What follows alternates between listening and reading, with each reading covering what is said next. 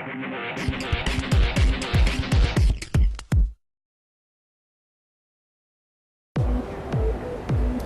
I'm Kelsey Mays for Cars.com, and we're at the Chicago Auto Show checking out some cars to come. The Ford Fiesta has been a popular model in Europe for more than the last 3 decades. This redesigned car is actually slated to hit U.S. showrooms in early 2010. Does Ford have a winner on its hands? Well, stick around and we'll find out. It's a pretty simple design. There's sort of a clean fender arch here. These lines kind of rise up nicely with the belt line toward the rear. In profile, not all that different from a 5-door Toyota Yaris, Nissan Versa. There's also going to be a 4-door sedan offered. This is technically a European model, but a Ford spokesman told me that apart from some slight design differences, it's very similar to what we're going to see in the U.S.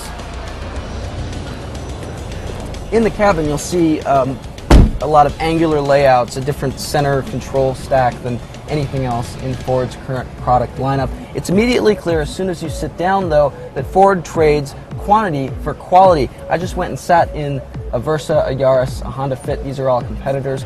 Immediately you get in, and there's not as much room as in any of those cars here. The seats feel a little bit narrow.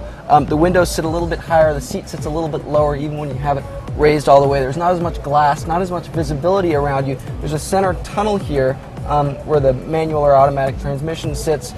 In the competitors, they've kind of lowered that area so your knees have more space to spill out.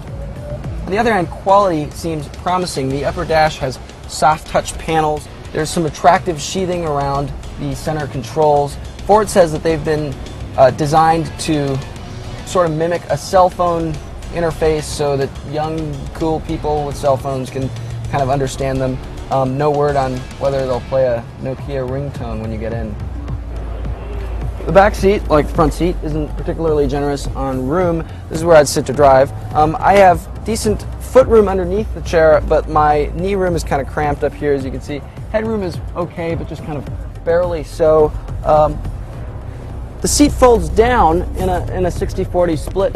It does so pretty easily, and you don't have to mess with a center seat belt that's hanging in the ceiling. This kind of anchors here. Always a nice thing. The Fiesta will reportedly offer a host of upscale features, things like available push-button start with keyless entry, 16-inch alloy wheels, cloth or leather seats, Ford's sync system to integrate the stereo with your iPod or other MP3 player. Expect safety features to include anti-lock brakes, stability control, and the usual complement of front, side, and curtain airbags. No word on engines yet, but the European Fiesta has a lot of very small 4-cylinder engines that are very thrifty on gas mileage. So far, Ford hasn't priced this car yet either, but if it undercuts the Toyota and Honda and even GM competition coming up, and can get something close to the vaunted 40 miles per gallon figure that everybody seems to want to get these days, it could be a very promising choice, especially if you're willing to sacrifice a little bit of quantity in terms of interior space for quality. For additional information on this car or any other, go to Cars.com and our blog, Kicking Tires.